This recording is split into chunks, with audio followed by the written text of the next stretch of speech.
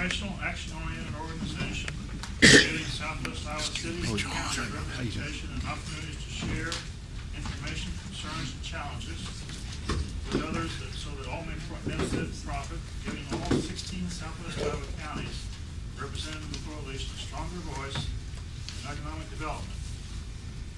We're an advocacy organization and the grassroots voice of Southwest Iowa. Our coalition started in 1991 with the main thrust to get 34 highway, 29 to 35, Portland. The UT says you can't do that, you don't have enough traffic. So they changed their emphasis from that to building the bridge over the Missouri at, on 34, which, is that opening yet, or is that coming? This month. Yeah, Next week on the 22nd. Yep. Next week. Yep. Only took 21 years. Yep. Massive Repair. bridge, so that'll be a big help, because all the industrial development, or economic development in Omaha is south of Bellevue now, which is just across the bridge, which is gonna be a good benefit for everybody. Anyway,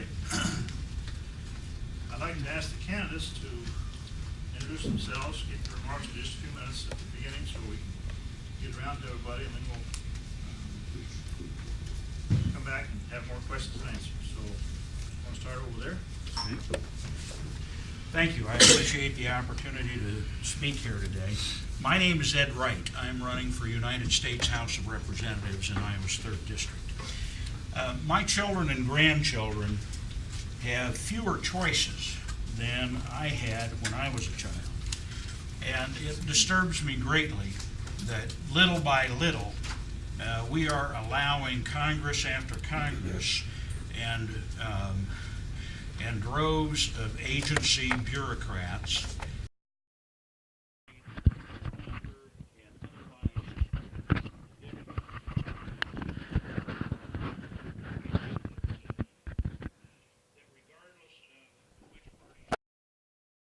the trend is unmistakable and persistent.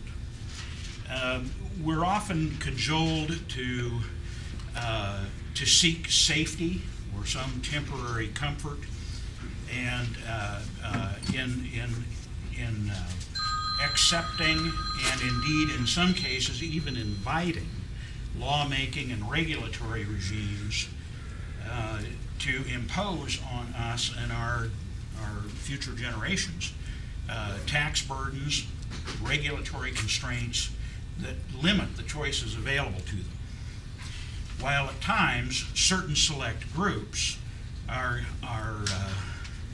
allowed a conspicuous expansion of certain kinds of freedom, overall we've been losing. And I think that it's imperative that, number one, we become very pointedly aware of this, pay careful attention. The axiom that eternal vigilance is the price of freedom is not just unique to military application. It is very much alive in everyday life here in these United States. And our citizens must become more aware of this. I'm the best choice to represent Iowans in the 3rd District because I demonstrate commitment to this district. I'm a native of rural Guthrie County. I live on my childhood home farm. I've started and operated successful businesses here in Iowa and do so today. 5 generations of my family live and work in the 3rd District here in Iowa. And apart from my 9 years of active duty in the U.S. Navy, I've lived my life here. I'm not a professional politician, as most of you can suspect. These days, I'm somewhat proud of that. The activities I've engaged in, I was educated as an engineer and in business finance, and I've worked in those fields my entire career. I want to thank you again for the opportunity to speak to you here today. My axiom in my campaign primary message is choose freedom. A lot of people think that that's kind of a nebulous thing. It's not at all nebulous. It's very specific. There are particular things afoot as many in the rural communities can articulate, with this massive land grab perpetrated by the Environmental Protection Agency, whereby expanding the definition of navigable waterways to include virtually every molecule of water from the clouds to the oceans. This is an enormous prospective transgression, and shame on us if we let these bureaucratic goons get away with this. And this is only one example of many. I'm a firm advocate of your rights to self-protection by whatever means you deem to be the most effective. The most appropriate gun laws in this country are the Second Amendment, and I don't think we should have anything beyond that.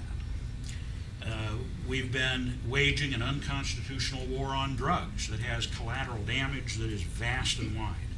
Many social damages, many economic damages, the perpetration of many invasions of privacy and freedom, extraction of our property, and incarceration of our kids.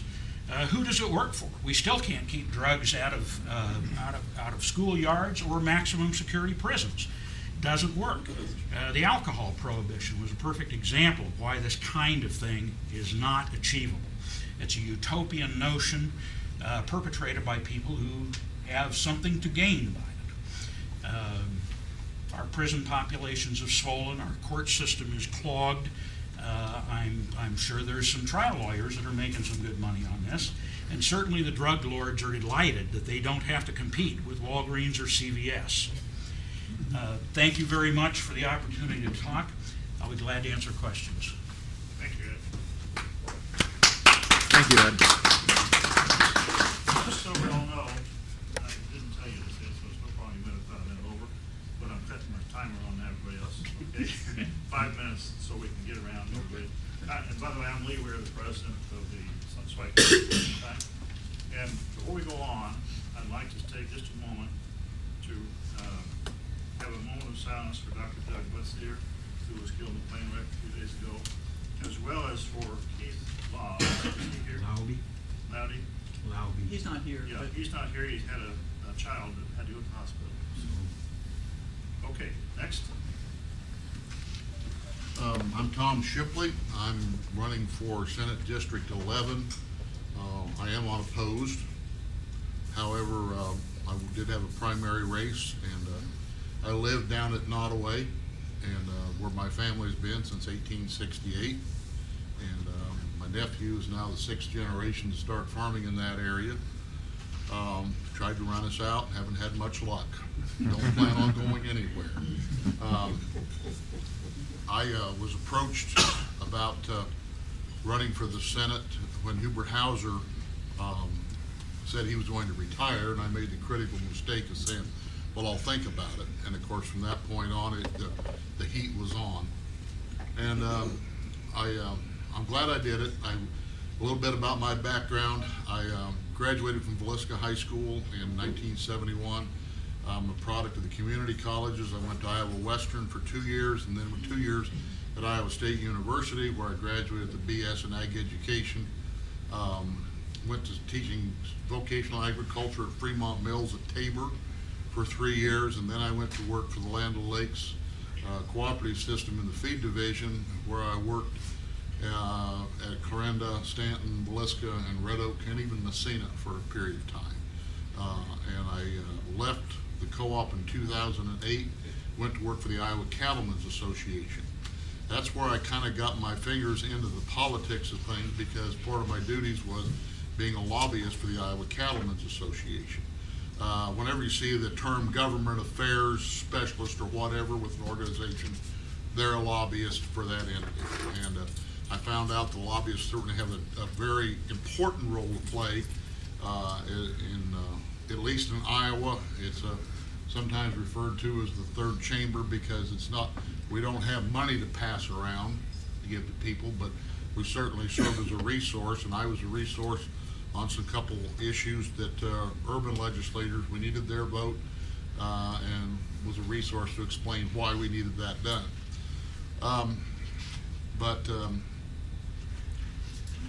My hope, as I watched that process, it became interesting, and I thought, I think I can do this. And so when it was approached, and then after I left the cattlemen's 3 years ago, went back into the feed industry, working strictly with cattle side of things. But I was kind of got my feet wet into it and dabbled in it, and I saw how important it is to have people that understand our issues.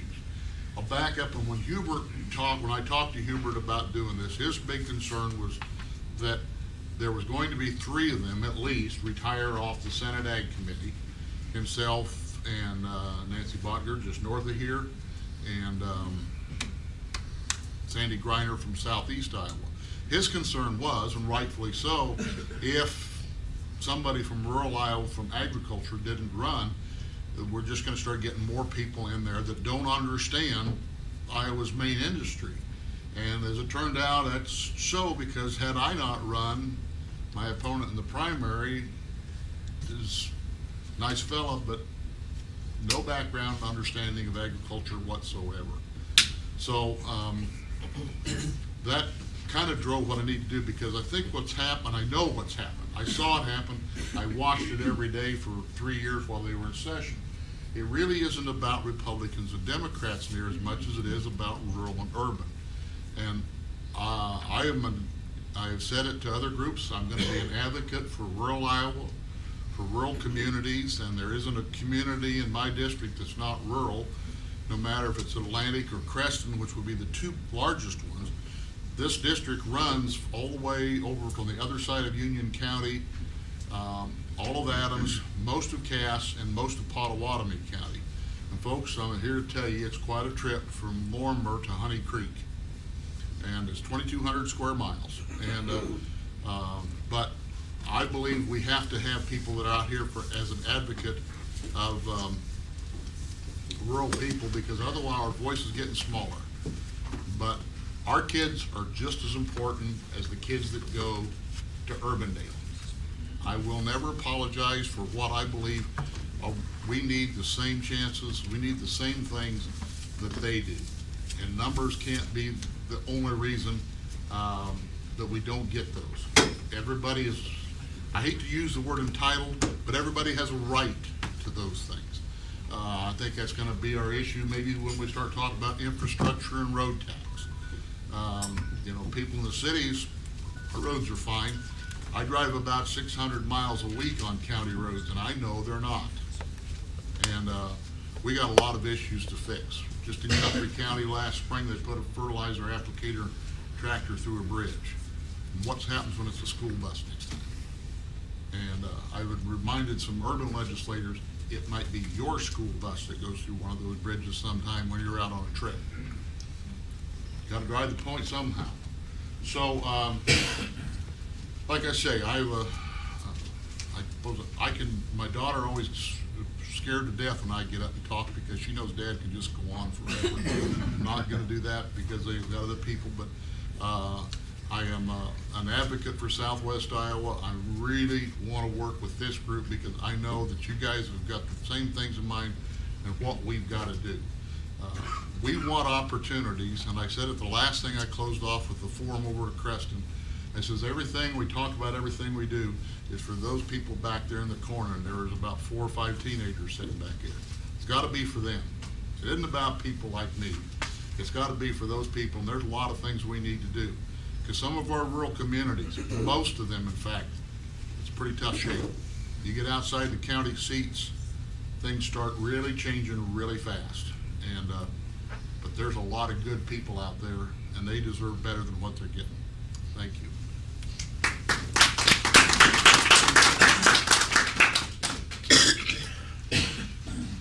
I'm Representative Jack Drake, and I live in Griswold, and our farm is about 12 miles southwest of here, and I've farmed all my life and fed cattle until about 3 years ago. I might mention that when I graduated from high school, which I graduated in 1952 from here in Atlantic, I went off to college, and I fully intended to leave the farm because I had asthma, and the dust on the farm really bothered my asthma. And I majored in chemical engineering, and I went 1.5 years, and it just isn't what I wanted. I missed the farm. So I came back, and then I also got married that spring or summer, and we went back to college and tried it one more time, and it just isn't what I wanted. I came back, managed to rent a 160-acre farm, and in the next 10 years, and I put it this way, I didn't have much money. I had about $1,500. I bought an 11-year-old tractor, an 18-year-old tractor, excuse me, 11-year-old disc and a new harrow. My dad let me use some equipment. In the next 10 years, I had saved enough money, along with my wife's help, and she's sitting over here, Shirley, and bought the equipment, either my equipment and some in partnership with my dad, and I bought a 4-row planter that he used, plus made a down payment on our farm. We were very fortunate, and so I farmed, as I say, all my life. I quit raising hogs in the 70s because it does bother me a lot. I'd also say a cab on a combine is not a luxury for me, it's a necessity to keep away from that dust. So I've been involved in several things throughout my career. I was elected to the Extension Council president, to coming straight off the board up to the president of that. The same thing happened in Farm Bureau in the East Potawatomi. I found out about 2 or 3 weeks before the election I was going to be a candidate. And I finally mentioned I got elected, and then we had won our first award in the that it ever had. Then I might also mention I serve on a state on a telephone company board of directors, and we've been a very progressive company, so I know a lot about some of the things that's going on in that industry. Then I was also elected to the State Farm Bureau Board of Directors, and from that, and 2 years before I ran for office, I was encouraged to run, and I turned it down, and the current representative at that time, Wendell Pellet, was retiring, because I was very happy with what I was doing. Then the next 2 years, they had reapportionment. I was in an open seat, and I tried to find somebody to run that new business, and agriculture, and some of those things. And I wound up being the candidate. So I've been in the office ever since that time. I've been very pro-business, very pro-agriculture. My goal is to have more people working and spending money, saving money and spending it in the state of Iowa. And trying to get that going is pretty tough, especially previously to last year. Our property tax, commercial property tax in Iowa, was about the 3rd or 4th highest in the nation. And we've done some things to try and lower that property tax down. I hope we can make all of our agreements to reimburse the local governments, because they're going to have a reduction in other ways. I did read an article, very interesting here not very long ago, that a business over in Carter Lake had a fire and destroyed their business. It was in Iowa. They went to Nebraska because the property taxes were cheaper. And I know a few years ago there was a big business over in Underwood, and it went over to Nebraska because the property taxes were cheaper. It's better to stay in Iowa for the first 2 or 3 years, but after that it was better. So we got to always watch our taxes. As I say, I'm very pro-business. I've also received several awards throughout my time in the career, and so all I try to do is make Iowa a better place to live and work. And one of the challenges in our rural areas, will a business come there if they don't have young people to work? Will the young people come until there's a job? That's one of the challenges. So with that, I look forward to your questions.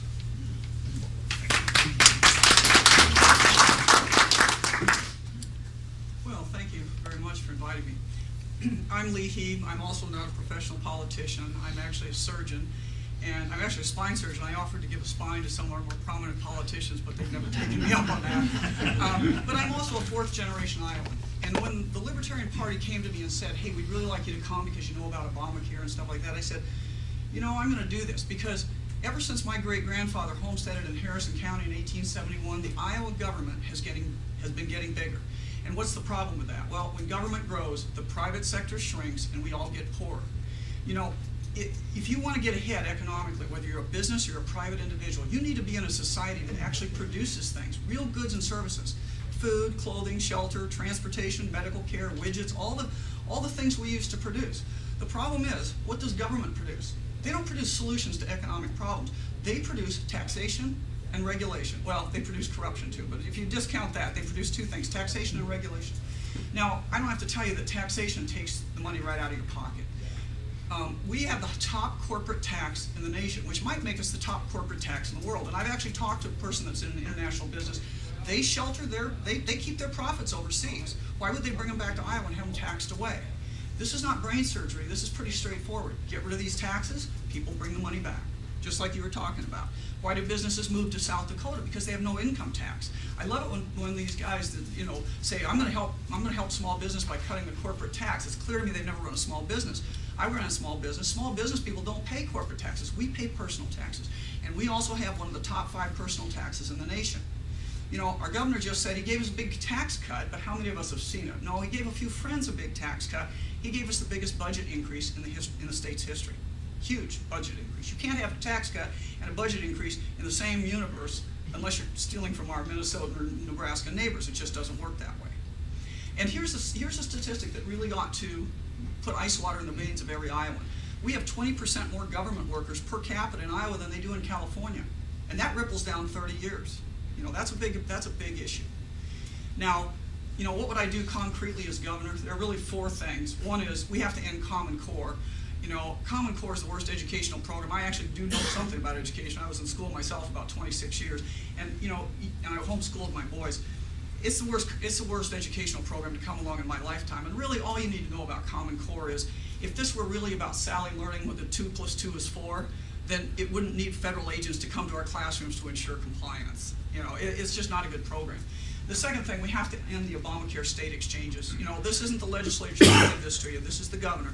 He signed this by executive order. And I wrote a letter. You can find it on WorldNet Daily. I do an editorial for them. Please, please, please do not accept the state exchanges. It's one thing when the feds do it to you. If you do it to yourself, the penalties for business are 10 times as bad. And it'll cost it's estimated between $20 and $60 million. And estimates are always low.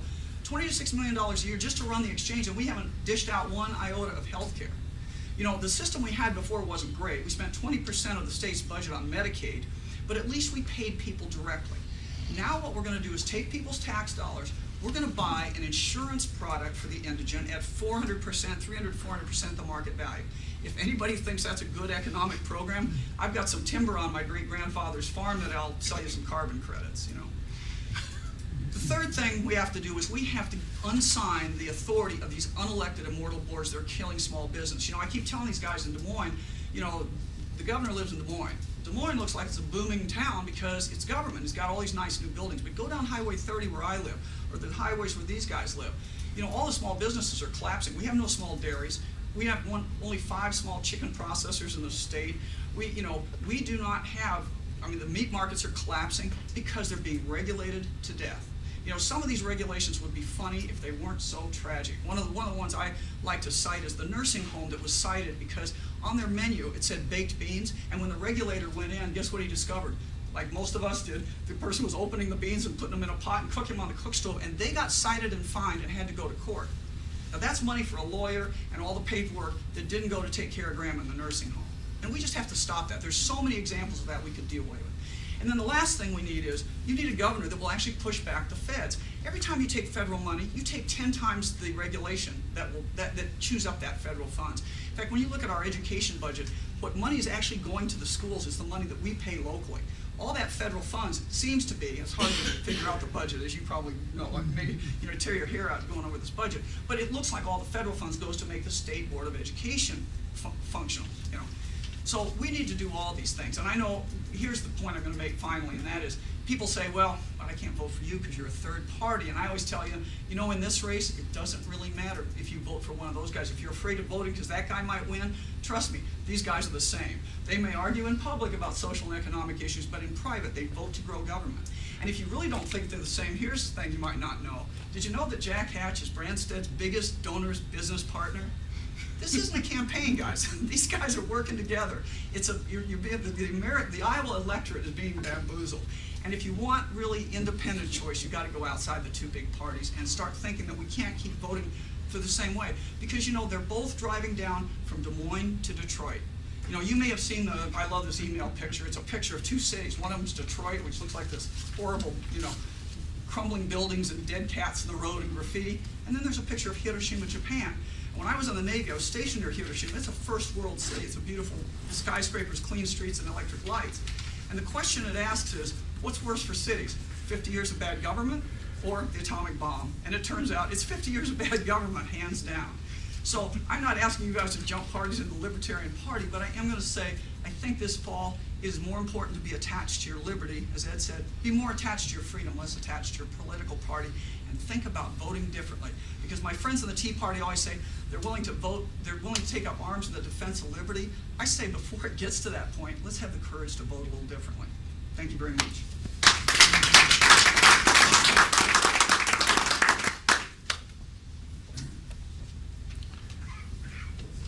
We ready? Yes, Okay. I'm State Representative Clell Bowdler. Live right north of Greenfield on my wife's family farm. We bought it from the estate a few years ago. My wife, Mary Carroll, 53 years. 4 kids, 11 grandkids, 5 great-grandkids. That's the first job I had. Second job I had was a state trooper. I went on to state patrol when I was 25, 26, and I done 32 and a half years. Retired in 97, and the next year, Senator Joanne Johnson asked me if I would run for the House of Representatives. I checked with 4 people. Of course, Carol wanted me out of the house after 4 months. And Guy Powell, Farm Bureau, and my cousin Earl, which is better than a cousin, he's a friend on top of that, and then Kane Robinson with the Iowa Sportsman and the National Rifle Association. And they all encouraged me to run. I did run. I won in 1998 and was sworn in 99. I've been a state representative ever since. The committees I serve on are ag, and I've always been on agriculture. Natural resources, I've always been on that committee.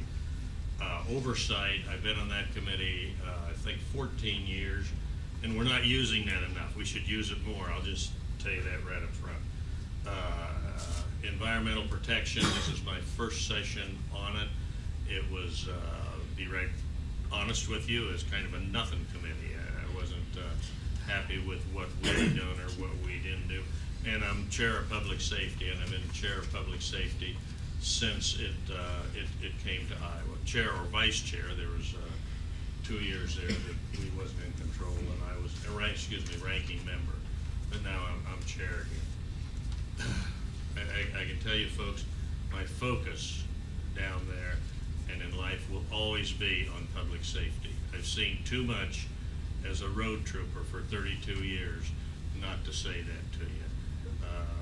One thing I want to stress as a politician, as a person, I think to be open, honest, and fair in all your dealings, especially with your colleagues at the House and Senate and with the public back home.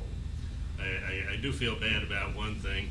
All you folks have 9, 10, 11, 12 generations here. I'm only the 3rd generation. My grandpa came to this country at age 15.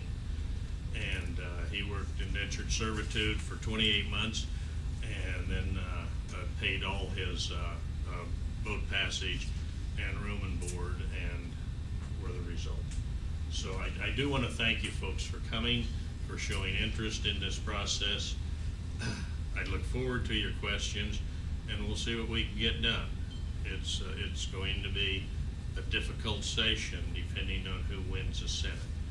And I seriously mean, if we get the trifecta, it might be more difficult than if we still have a House as Republican, Senate as Democrat. Because I've seen when the Democrats had the trifecta, they done some stupid things. And if we get the trifecta, it's absolutely imperative that we don't do that stuff. We're going to have, Jack mentioned it, we're going to have a hard enough time paying for what we done last year. And I think that'll be the focus of this session. So thank you, appreciate it.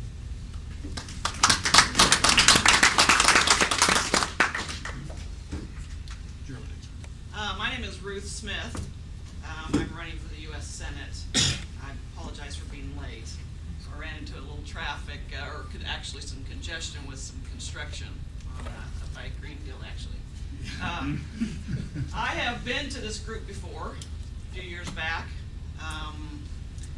So I'm kind of looking at you. I know it's been a few years, and maybe you're kind of looking at me because I think I probably look a little bit older too. But when we met before, I most likely was running for the state senate before the redistricting. And let me take you back a little bit even before that.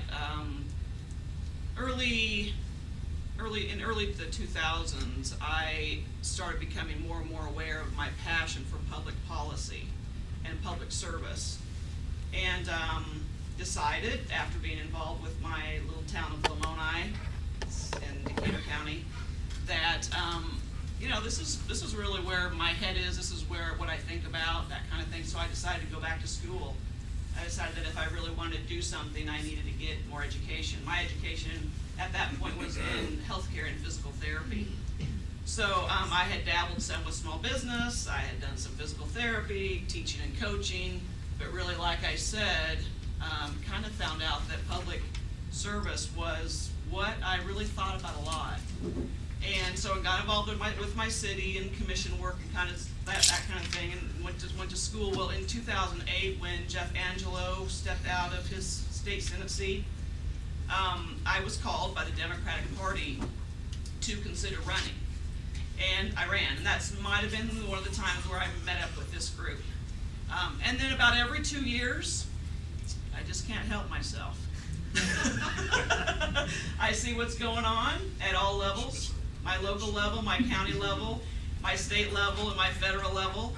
And again, kind of maybe on the obsession side of things, I tend to know what's up, what's going on, who's stepping down, where the open seats are, because we all know the power of incumbency, right? So the idea of opportunities in public service has been on my mind for a long time. When Senator Harkin decided to resign, I saw it as a very nice opportunity to step up. Again, this is a huge step.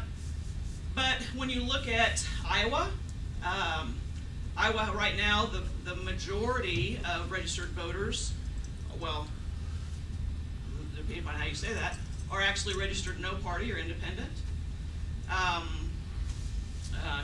Typically, you might think it's kind of a third, third Democrat, third Republican, and a large third of independents. And a few years back, I decided that I'd had enough of the partisan stuff. And so I changed my registration to independent. And I thought, okay, Harkin's stepping down. We've got a state full of lots of independents. And we've got a serious opportunity in the U.S. Senate to create some reasonable policy now that we have this power struggle between the D's and the R's and who's going to have majority control. In my mind, you add a few, maybe a handful of independents in there, and you bring some reasonable policy. Only because I think the party folks will be forced at that point, in order to get the majority vote, to depend on the independents to swing it. So I like that idea. So again, like I said, every few years when I look at that opportunity, I thought, okay, I'm going to give it a try. You will see from my website, and the only simple campaign piece that I have is this card. You will see that my campaign theme is Stop the Money Madness. I really think that until we figure that out, we are being fooled to think that any significant national issue is really being brought to the table with honest intentions. I think our politicians owe lots of favors. I hate to say it, but I think we all know that. I really do. And I think it's time that we step up and make a change. And this is my effort. As little or big as it might be, this is my effort to make a change. So I would just encourage you to take a good look at my website, holler at me. I tried to include some important national issues on the website. If that doesn't cut it for you, please send me a message or give me a call. Thank you.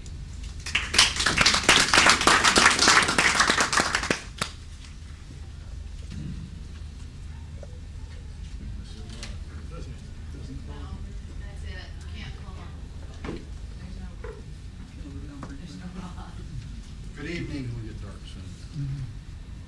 My name is Tim Ennis. I live in Corning, Iowa.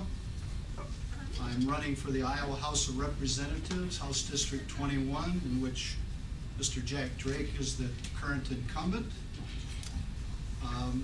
This is my first time running for office, but I've helped many other people with their campaigns, beginning with Harkin's first campaign in 72 and second in 74, and many other campaigns since. I have a positive attitude towards the role of government, recognize the difficulty that exists to form consensus, but we have an obligation to do that in order to get anything done. My campaign motto is to preserve the best and improve the rest. And I'm highly concerned about people that want to throw the baby out with the bathwater.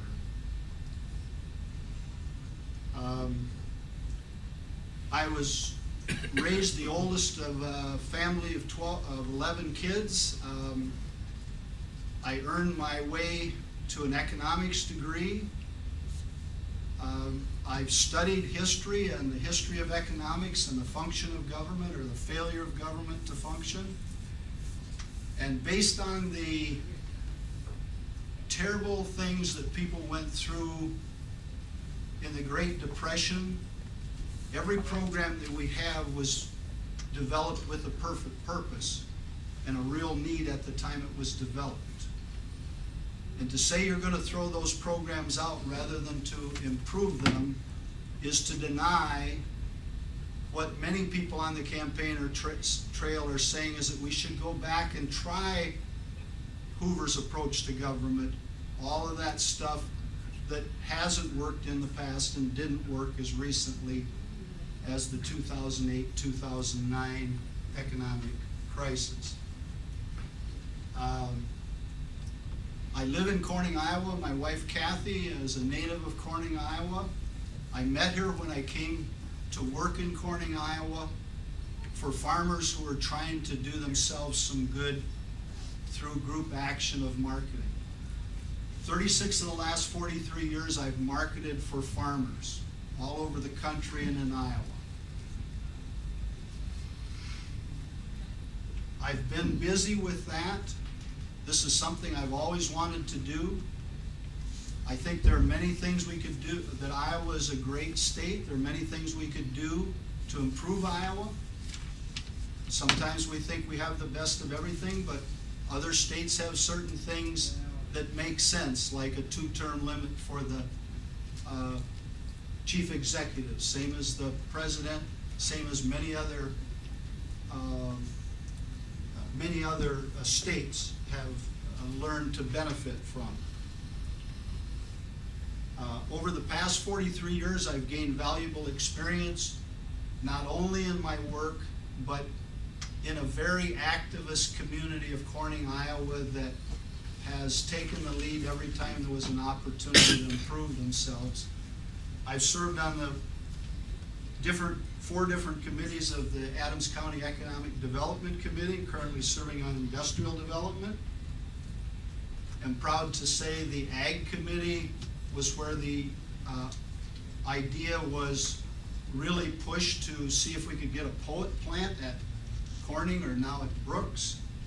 So I wasn't on the Ag Committee. I'd been on it for about 10 years, but my co-workers there were really responsible in getting that job done. In addition to that, I've been involved in many other things, including Rotary, both as a local president and as an assistant governor for Rotary. I've been involved with the Icarian Foundation, which is an attempt to restore a piece of history that could be a tourism factor. All the things that are going on in Corning, or if you look at our main street, or a great main street like Avoca, you can see what communities really can do. And I support that kind of local activity. I believe in proper funding of public education. I believe in proper timing of announcing how that funding is going to improve or change according to the law and well in advance. I intend to work with anyone that are addressed in the 22 communities in this district, which is the eastern half of the Senate district that Tom Shipley described to you. That's the district we're talking about, running from 13 miles west of Griswold to the eastern line of Union County. I've worked with many people in these southwest counties when I was with Ag Connect doing matchmaking between wannabe beginning farmers and established farmers. And you know, we've had a good run in agriculture here for 3 years, especially on the grain side. And every time we get to these good numbers in agriculture, everybody goes to sleep and says it's going to last forever. We could be in real trouble in the next 2 years if we set up with a $3.40 corn price for February and another one for October in terms of the economics of this state. So I know agriculture, I've been involved in these other aspects, and I intend to work with each of these communities to make the best of the unique characteristics that they each have.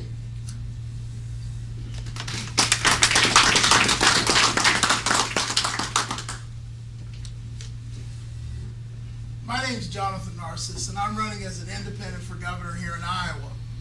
Now, I want to thank you all for coming out, and I had sort of my stump speech prepared, and I brought something else up on the phone. And let me just say this also: if you don't vote for me, which based upon your legislative agenda, you just might not, you ought to vote for Dr. Lee Heath. Okay.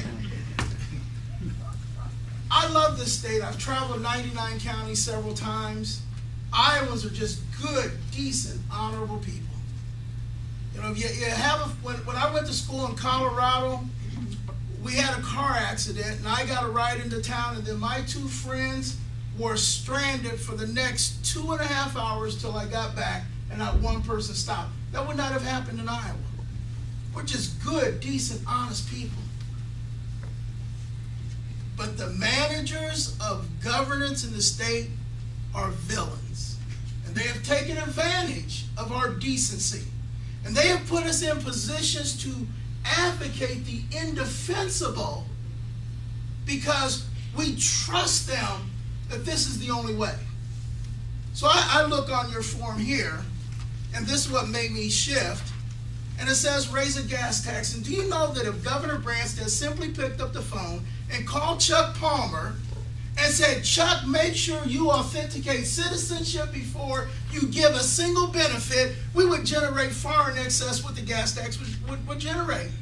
And the legislature hasn't held them accountable.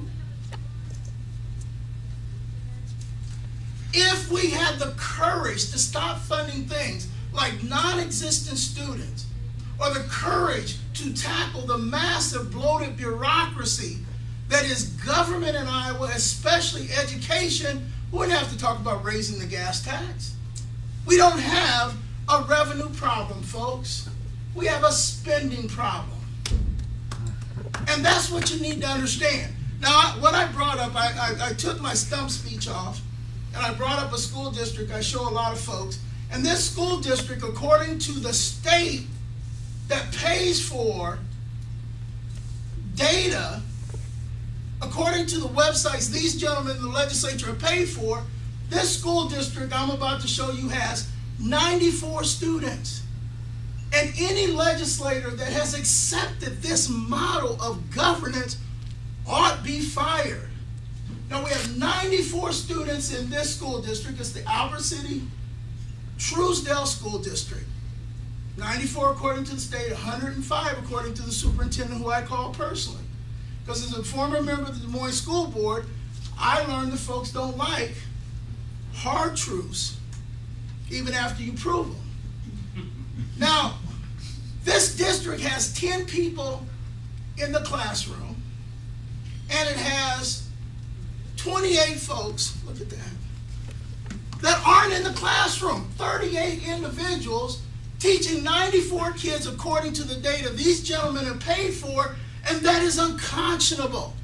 Now, in 1950-51, we had 4,652 school districts, but we didn't have 4,652 bureaucracies, because superintendents weren't even instructional leaders, they were business managers, which is why you could have county superintendents.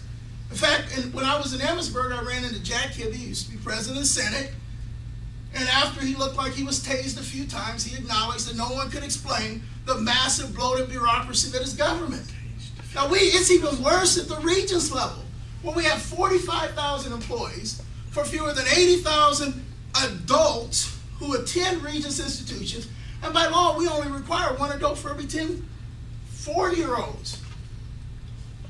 And the responsible thing to do would be to fire those 17,000 bureaucrats we don't need, but no one has the courage. So what they want to do is raise taxes on the lady that I was interviewed by in this city who lives in Audubon, who drives 20-something miles, because it's easier to raise her gas taxes than fire bureaucrats who have no place near our children.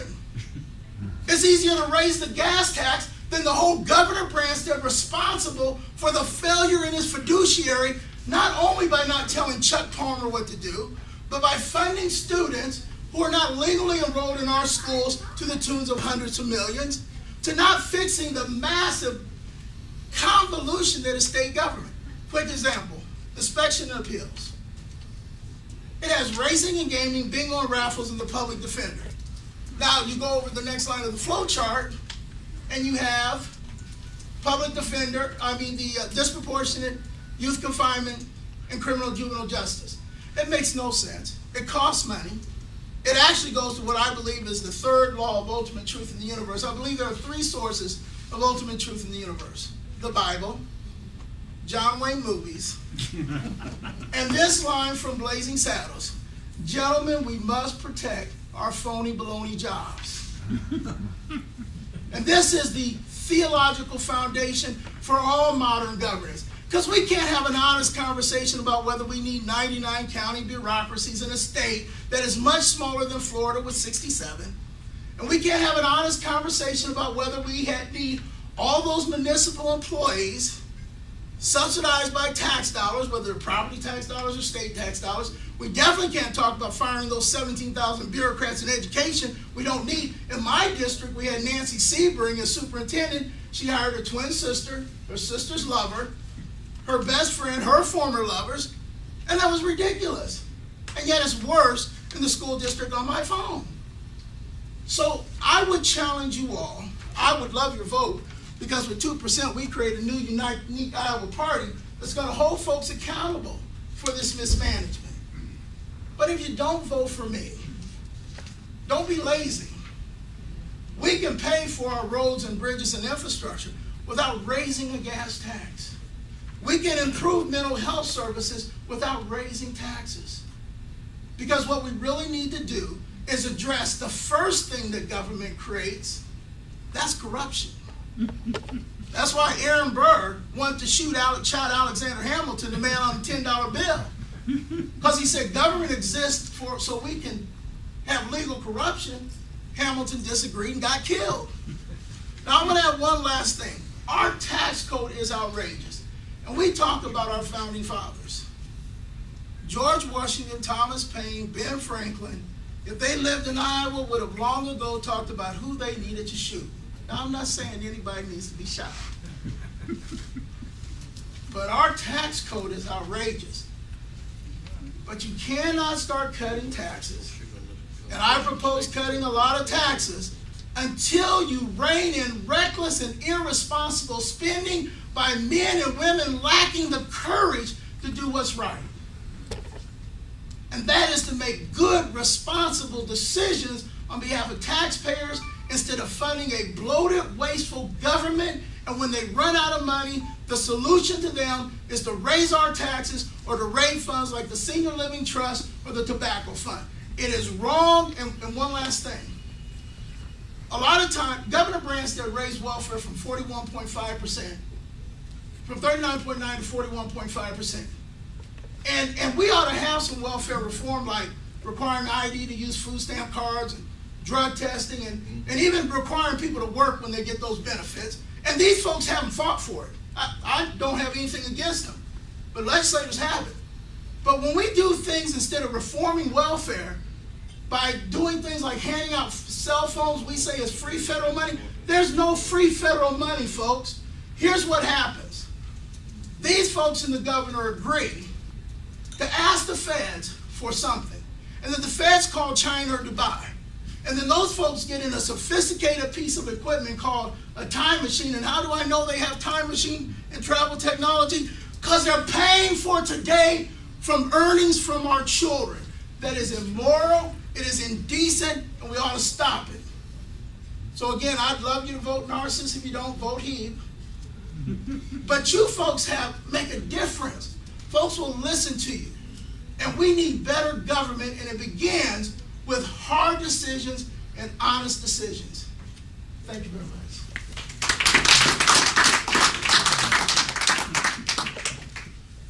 Well, I think in Southwest Iowa's tradition, we've got some excellent candidates.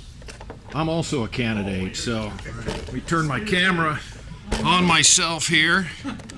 So I don't have a campaign manager, I don't have any money, but I've got a video camera. Dr. Hebe, would you mind filming me? This is already running. I'll do the best I can. The NSA isn't here tonight to film this, so. You're sure? Well, they're probably listening on all of our phones. So my name is Brian Jack Holder. I'm from Council Bluffs. I've lived there my whole life. I was raised by poor, hardworking people. My great-grandparents were, both grandpas were Union Pacific Railroaders, and they worked there for 35 years. And let me start my clock. And they were able to support a family and have, one family had 2 kids, the other had 4. They were able to have a car, pay for their mortgage, have enough food to feed the family, and be able to take a vacation every few years. So, but now the economy is, I'm going to be honest with you, it's going to collapse at some point. There is so much debt, and there's not enough people in this country with jobs to pay taxes to continue to support this. What it is, it's an intergenerational Ponzi scheme that our government has set up, and we inhabit a world that was created to enslave our grandparents and our great-grandparents. And, you know, they say every kid born today is $50,000 in the hole. They're never going to collect that. That's never going to be collected. The people that are getting Social Security now are going to get it until it runs out. And this whole Ebola thing, this could destroy our entire society. There's existential crises that this government doesn't care about because the people in control of Congress and the federal government, they have secret places where they're all going to go and ride out the storm. And the rest of us are screwed. The rest of us are going to have to band together as families. You know, our country used to go and destabilize other countries around the world, but now our government destabilizes our own country. And the message I'm saying, I'm telling you the truth. I haven't taken a penny to run for this office. I wouldn't accept a paycheck if I won. Something I found out before I started this campaign for Congress. I went and found out before you apply for any job, you find out everything about that job. And why are there only 435 people to represent a country of 320? I think there's maybe 360 with the illegal aliens. And the reason is the very first amendment to the Bill of Rights would have limited a congressional district of 50,000 people. 50,000. We have a district here with 760,000. What it means is James Madison, who wrote the Constitution, wanted 15 people to go to Washington and represent this part of the state. And I'm calling this the Third Iowa Volunteers. If you vote for me, I don't want you to, but if you do, I'm going to take Stacy and David and Edward and whoever else wants to go to Washington. And we'll meet like this every night. We'll have a town hall meeting.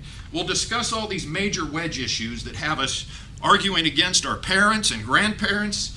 I mean, the political parties, the Democratic Republican Uniparty, as I call it, has been in control of our government since the last Civil War. And there are people in both parties that advocate policies that will result in another Civil War. I've studied the Civil War. I watched the Ken Burns series several times during my life. I just watched it last week. And I see where this country's going. It's going to collapse. There's going to be anarchy. There's going to be martial law. And history will record that I stood up and said this here tonight, and people will know that somebody told it like it is. So I just want to place the table. Whoever wins this election, I'm going to enter that party and run in the primary alongside that person. So if David wins, I'll rejoin the Republicans, run in the primary. If Stacy wins, I'll join the Democratic Party, because I was registered as a Democrat when I was a kid, and it doesn't matter because the two candidates don't even put the word Republican or Democrat on their campaign materials. So they work so hard to get their party's nomination, and then they don't even hide the fact that they're a Republican or a Democrat. And it's dishonest. And the money has ruined politics. So I'm running this campaign without any money. I'm trying to prove to people you can run for federal office for the people's house without having any money. So I've got one thing I'm going to read from you here. This is an excerpt from a book that I have.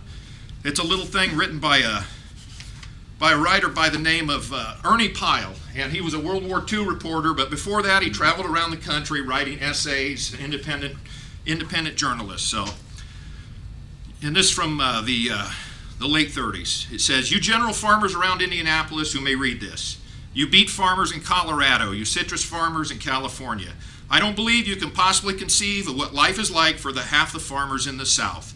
A young man and woman marry. They are of the 6th grade intelligence and sunk in the hopelessness and listlessness of one-mule sharecropping, debt-owning farming. Their parents can't help them, so they go to a supply merchant for furnishing and start life in debt. Thereafter, the girl gets pregnant as soon as frequently as possible. They live on fat meat and cornmeal 3 meals a day. She has never heard of a woman's club. The house is filthy and stays that way. She carries her little baby down to the fence row, lays him down, works in the field.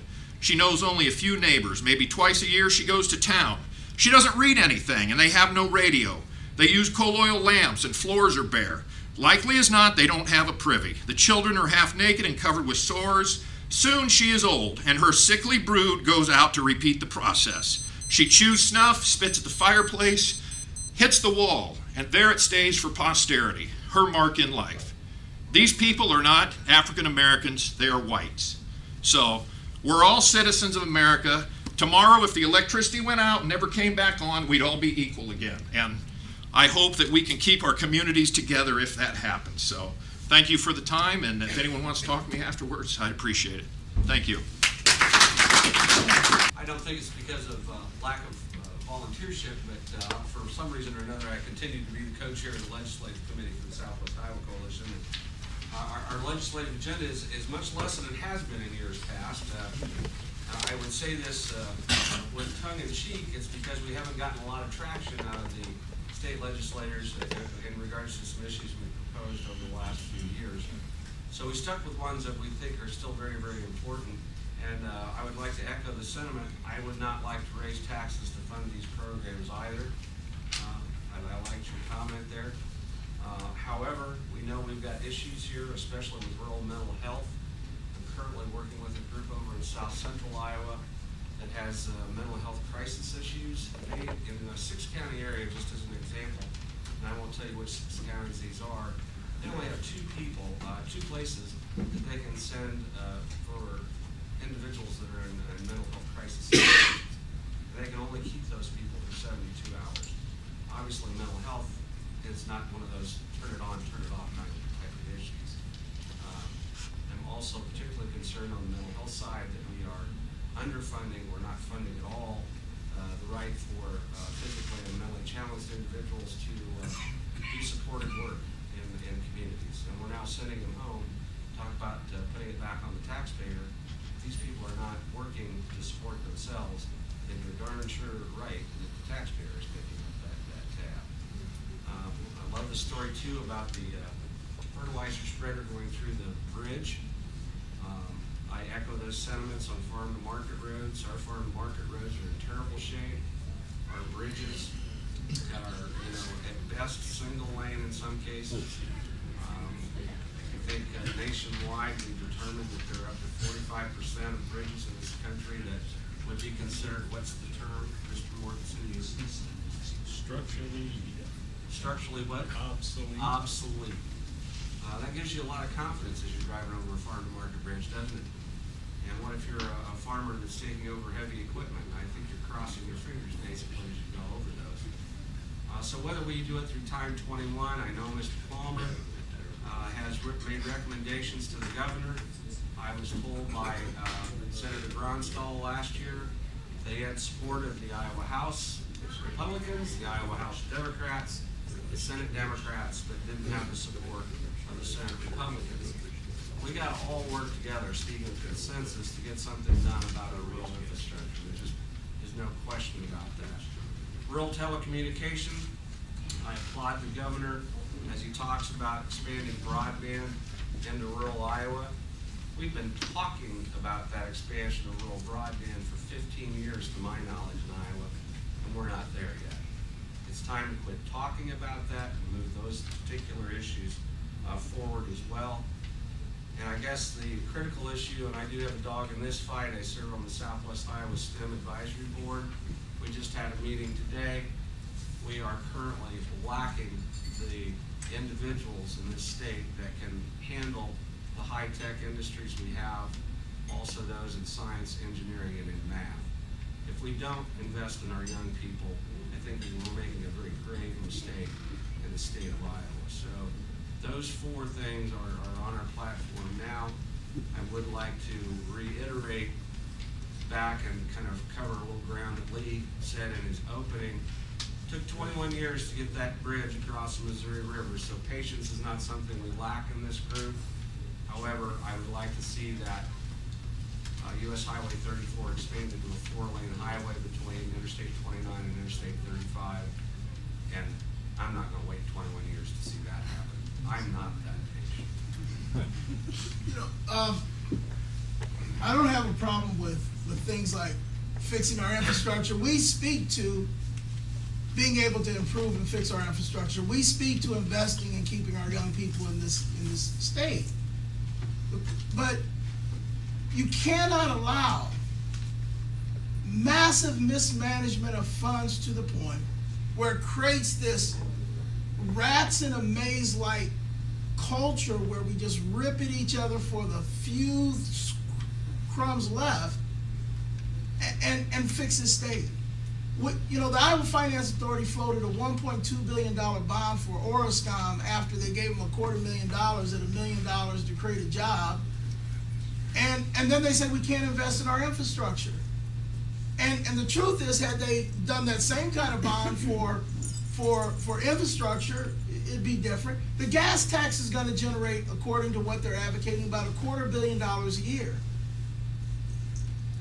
When you look at Medicaid, when you look at other forms of welfare, and I know that this is one of those things that we're too polite to talk about.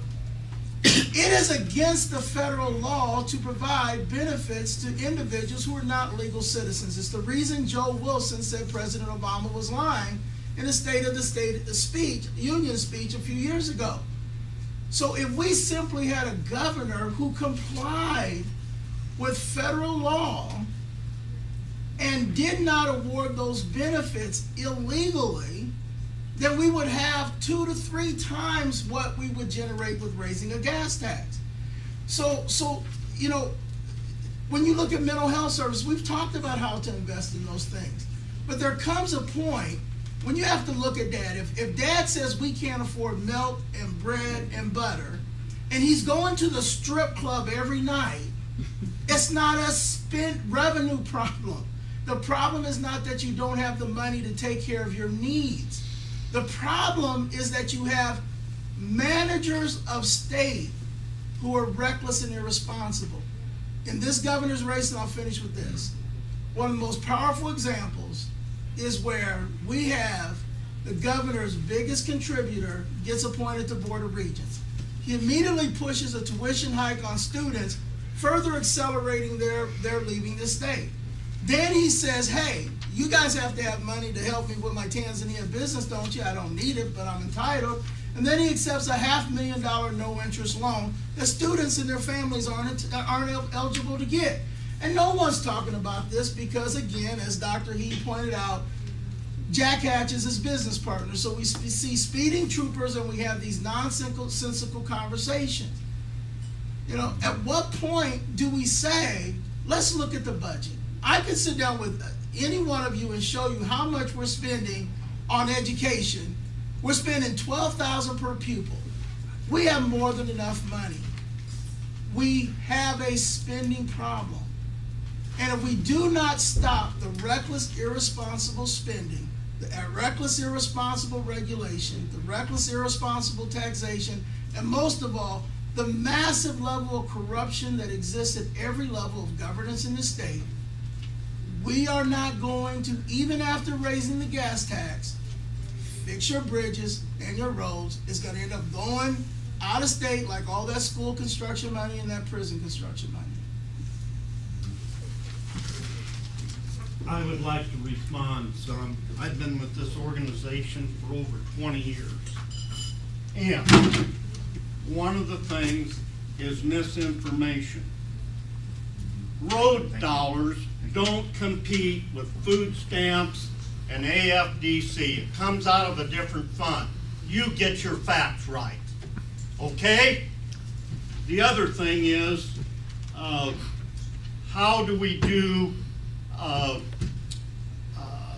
students? One of the things we do, we count homeschoolers. We count disabled.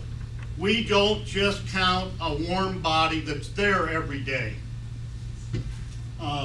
There's so many things like this we see as easy and simple.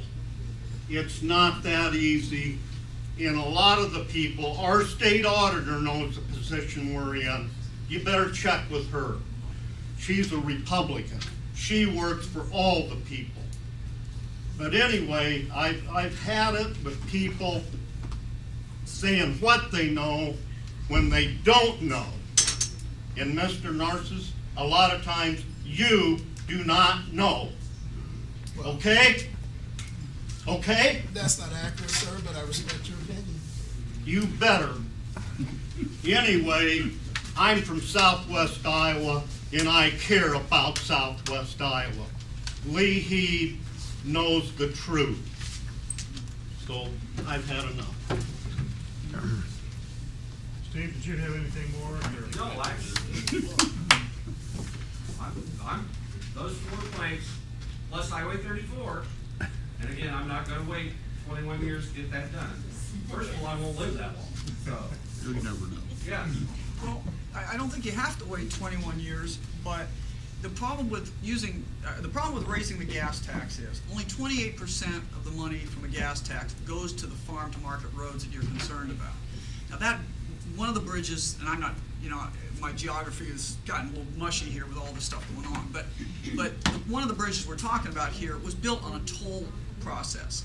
We seem to think that tolls are a dirty little word, but the benefit of tolls are it's a real user tax.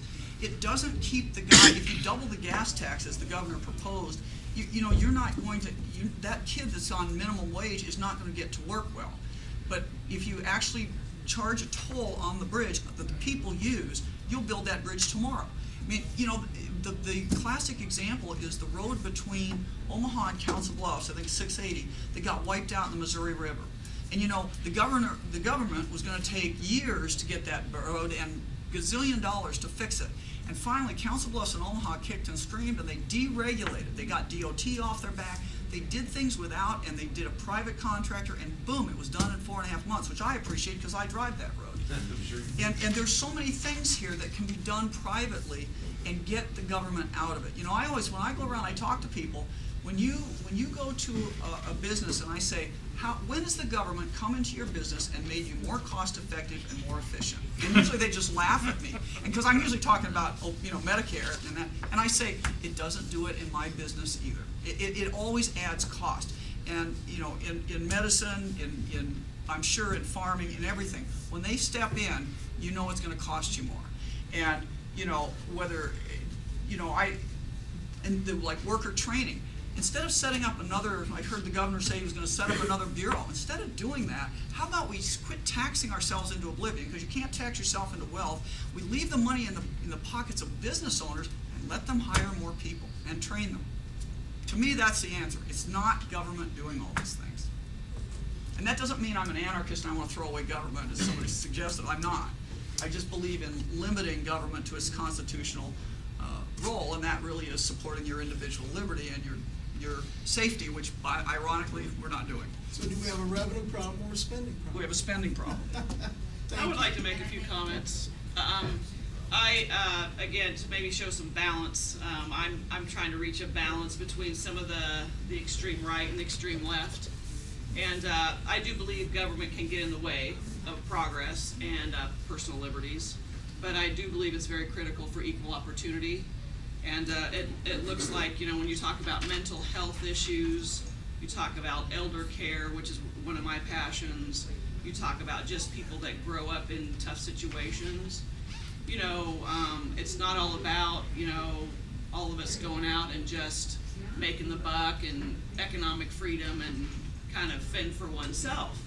I don't think that's what I want to live in. I think I would like a combination of personal responsibility where if you have means, you step up and do it. If you don't have means, then there are those around you that are going to care enough to help you through those tough times. And so a balance. This is where I think the parties are, I don't think they really want to be there. Honestly, I think it's the game that they're in that pulls them that far apart. But the balance of individual responsibility and community responsibility.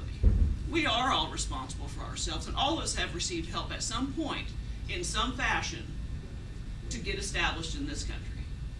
And I believe everyone deserves that foundation. At the same time, once you're given the tools, you need to step it up. So there's the individual responsibility part. Probably you have something to say. Other questions from the audience, or? Yes. Rob? I got Yeah. Who's first? what she said about how the government ever come to your business so that it'd be more efficient. You haven't even done the right way. Government has done the business I have, a redemption center. They told us in 1978, you're gonna collect these cans and they're gonna give you a penny handling fee. We're in 2014, we still got a penny handling fee. We're still working on that same penny, everything else has gone up. We can't get oil behind it. We can't get the legislatures to stop listening to the lobbyists. We did do 85% redemption in Iowa on our aluminum cans. Any other state without a bottle bill does not do within 40% of recycling that we do. 70% of Iowans favor a bottle bill. We get an extra penny to help the people at work. I challenge the government to run your government like we run the redemption centers, same efficiency. For 30 years, see where we save our money. I'd just like to make a statement concerning the gas tax or tolls or whatever you want to phrase it. Basically, it's just a matter of semantics, whether you're talking gas tax or user fee. Because the gas tax you pay is basically your user fee on the roads. Now, the minute that you put it into private enterprise, you have introduced something that isn't present if the government is running the system. And that is, if it's done by a private enterprise, they will make a profit. I have seen this done with waste management. The city says, oh, we can save hundreds of dollars by taking the garbage collection out to a private company. What actually happens is the employees that were making a good wage no longer make a good wage, and somebody sitting thousands of miles away from your community is reaping the benefits. So it's time to quit arguing about semantics. It's time to quit saying we need to change things. It is time to take action. We cannot exist as a country if we do not have a solid transportation system. And if we need to raise taxes to accomplish that in the short term, that is what we have to do. And out of all of the people talking about all of the things today, the one thing that hasn't been mentioned that is the most serious threat to us, both as a nation, as a government, as an individual, as a business, as an entity upon this planet, is climate change. It is real, it is happening, and anything that we can do that will move us away from the use of fossil fuels is going to help. You raise the gas tax, people will either drive less, they will find a more efficient vehicle, they will take a bicycle, they will ride public transit. It will help the situation. And the sooner we help the situation, the better, because we have put carbon in this atmosphere that it's taken nature tens of thousands of years to store away out of the atmosphere. We have done this, and this has been done by humans. Humans put 30 billion tons of carbon into the atmosphere of this planet in the last year. If any of you have ever sat at a crossing and watched a unit coal train go by, I'm a former railroader. I know what one of those coal trains can carry.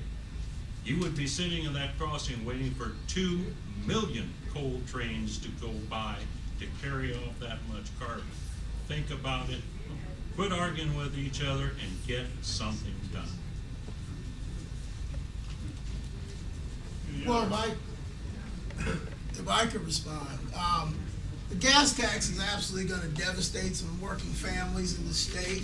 And the issue isn't whether we need to improve our infrastructure or not, it's how we pay for it. Now, again, I know the gentleman very passionately disagreed with me, but the fact is that when we go line by line in the state budget, we find massive waste, excess, more than enough money to repair our roads and infrastructure without raising the gas tax. Now, you're arguing to raise the gas tax because it will affect climate change. That's a legitimate position. I have a problem with raising the gas tax after Governor Branstad and Jack Hatch got this huge tax cut, because I know for Shannon Robinson, who has to drive her kid to Ankeny before she goes to her job in West Des Moines and then goes back to her home in Des Moines as a single mom, it's going to devastate her. I don't want her to have to go on welfare because we've raised the gas tax, especially when we can improve infrastructure, not only in Southwest Iowa, but in every part of the state, if we look at that budget and eliminate the absolute identifiable waste, fraud, and abuse. Anyone who doesn't, just like in Davenport, we talked about Medicaid and Medicare. And everybody wants to talk about how we pay for people to be sick. Folks don't want to talk about two things: personal responsibility and the $100 billion a year of fraud that the government acknowledges in Medicaid and Medicare. So we want to have, but you know what, there comes a time when you say, you know what can you do with $100 billion if you eliminate the fraud and the waste and the abuse? That's a legitimate political conversation. If you disagree, don't vote for me. But you know what? I'm not going to sit and pretend that the people who run our government are doing it efficiently, effectively, accountably, or even honestly when they're not. And if we eliminate that, we have more than enough money to pay for the things on this sheet. Can I say something about the carbon? You know, if you want to solve that solution, and I have this on my website about the energy thing, thorium reactors. The problem is the same people that don't want us to use fossil fuels also don't want us to have nuclear. They have this inchoate fear of nuclear power. But the real truth here is that thorium is cheap, it's everywhere, it's safe, it doesn't require water cooling like Fukushima, and that we are the only nation that's ever built one. I say, if you want, because we have the potential for being the greatest, richest state in the union with clean air, clean water, and we have great people, we're motivated, we have great land. But we need energy. Everybody needs energy. And thorium reactors could be distributed around the state. They're safe, they're clean. I'd put one in my back 40, I'm telling you. And I say, tell those guys over at Ames, those bright kids over at Ames, bring us a thorium reactor. Because trust me, China and India are investing in these. And if we don't do the same, we're going to be so far behind when they come online. And that's one of the things that most people don't know. The United States has like 282 tons of thorium that has already been purified, that is stockpiled, that has never been used because it cannot be weaponized. Right, but we could use it for our reactors, and that's another reason that these reactors are great. But we have to get people over. I was at a meeting like this, and there was a band of women that were just saying, we're not going to have nuclear power in the state. Well, okay, then you're forced to use other things that are not as clean, not as cheap. Think about this, how rich we could be with really unlimited cheap power. You know, right now we're paying a 10%, 15% surcharge to being forced to use these windmills. These windmills don't cut down one coal-fired plant. they only increase the cost in your electric bill. I'm not saying that wind doesn't have some potential, but not the way we're doing it. And there's some medical issues of the windmills, and quite frankly, that's just a cost loser. Every country that's used them has lost money. Ultimately, we need to go to thorium reactors, or we're going to be behind the curve. I'd like to make a few comments. I think you pointed out that really something needs to be done, and appreciate Steve's comments that, do we have to wait another, 21 years? It's frustrating to me to think that, we have to have kind of the end-all solution all at once, or let's not do anything. I mean, when you think about, as a physical therapist, I think of, where do I want this person that's just had surgery to be, and I think of kind of the long-term goal, but there's lots of goals kind of in between there, and I'm not sure why we can't start thinking of kind of a short-term solution, because we are in a position where things have to be done. Maybe the gas tax, isn't the long-term solution, but things need to be done right now. So again, I'm kind of with Steve. Let's not wait another 20 years to see, a decent improvement to the infrastructure. We need to have legislators that are really working hard now. Let's solve the immediate problems with some foresight to think, okay, is this solution really going to, in the long run, be, kind of a lasting one? I would agree with that 100%, because unless you are looking at trying to address a great many of the things that are causing the problem, it's not going to be successful.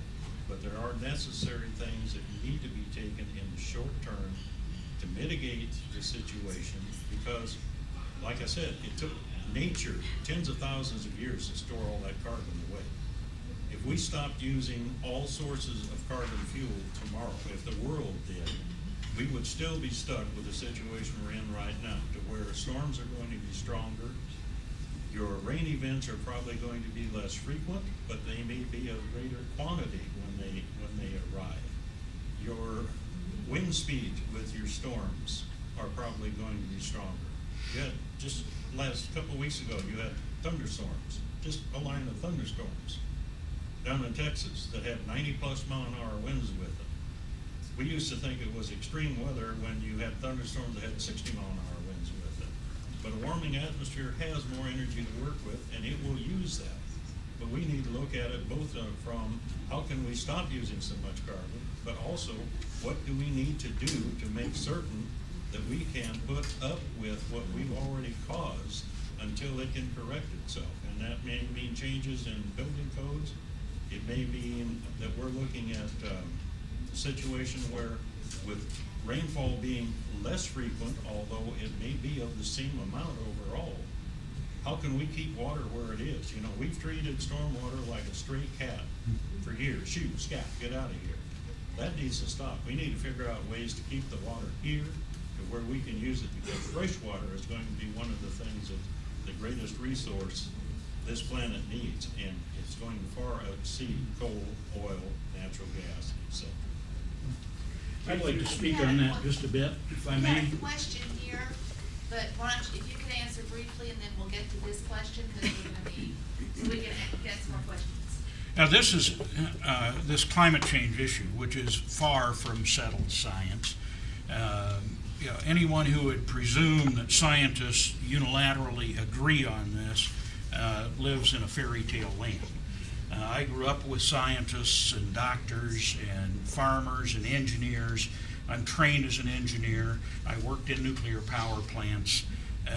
And by the way, I have for the last 10 years powered my farm with photovoltaics.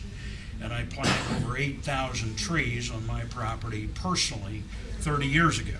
And I didn't need anybody else's incentive or cajoling or some big brother twisted my arm to do it. It was the right thing for me to do. And I didn't do it for an altruistic purpose. I did it for me and for my kids. One of the things we have to be very, very cautious about, throughout the history of this planet, there have been cooling and warming cycles long before the industrial age of man. And this science is very, very young.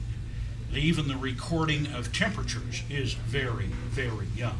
And so for us to stampede ourselves or fearmonger our population into a political solution is very, very dangerous. I am also a student of history, and throughout the millennia, there is a record of political opportunistic identification with natural phenomena. And it usually ends with something like, oh, the gods are angry, throw my political opponent's children into the volcano. And we have to be very alert for exactly this kind of fear-mongering and stampeding. There are things that we certainly should do and can do. Look first at what you are doing at your house. And if your yard is cleaned up, if you have photovoltaics or wind turbines or geothermal, there is a vast amount of heating and cooling problems that can be solved here with geothermal systems, earth tube coolings and heating systems, with groundwater, with ground source coils. And a lot is not being done and a lot is not being advertised because there's no patentable processes here. And there's no government program to twist arms and extract money to encourage people to do this. We have to just wise up ourselves, understand these things. Sure, look at stuff like the thorium reactors. I grew up around nuclear power plants and worked in them, and there's some things that are very good there. And the hydrogen fuel cell technology that's coming down the course is very good. What we need to also be very alert for here is things like this crazy federal policy that stomps out all the incandescent light bulbs for the compact fluorescents. Now, this is the kind of thing that's ridiculous. For people in their panic to pounce on some perhaps early stage, somewhat better technology to the exclusion of other stuff is ridiculous, and it's dangerous to our current and our future generations. Government funding of science in general is a very dangerous process because it politicizes the science. It pays for an opinion that is politically popular at the moment. This is very dangerous to our future. We should let the marketplace resolve these things. Thank you. I do want us to get to a couple more questions, and I can try to wind up around 7. So, did you have one, Mr. Harper? Yes, I did. And I'm not going to belabor the highway tax, fuel tax, whatever. My family built bridges, so we, throughout Iowa, the Midwest. So believe me, the bridges that we tear out are structurally deficient. We are third in the nation in number of deficient structures today. So the need is there. But the thing, and I guess it relates to everything that's being said, things cost too much. The EPA is running rampant in our business and probably in every business that's represented here.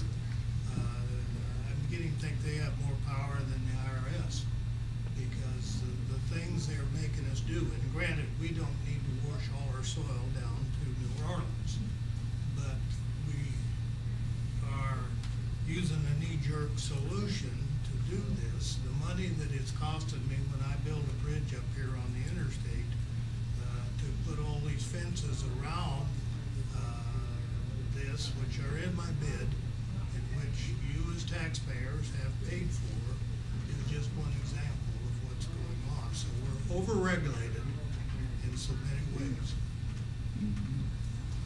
Make it cheaper to build roads. I'm I'm going to talk a little bit about your telecommunications. I mentioned I served on a telephone company board of directors. I was approached to serve on that board back in 1969. I did not own any stock, and so I had to buy some stock to be on the board. But one of the things that's very unusual, the FCC has come to telling us that how much we're going to have to charge for our landline phones, and it's a substantial increase. And so we anticipate, and I might mention, anywhere in our system, the Walnut Telephone Company has got high-speed internet. That's all the rural areas. And we've done a lot of those things. But here the federal government is telling us, here's what you have to charge. And it's about a $4 or $5 monthly increase for landline phones. So, I might mention, we've managed to keep a lot of our landline phones. People are very, stayed on us very much. Anybody else real quick? Okay. Thank you all. Appreciate everything. Thanks for coming.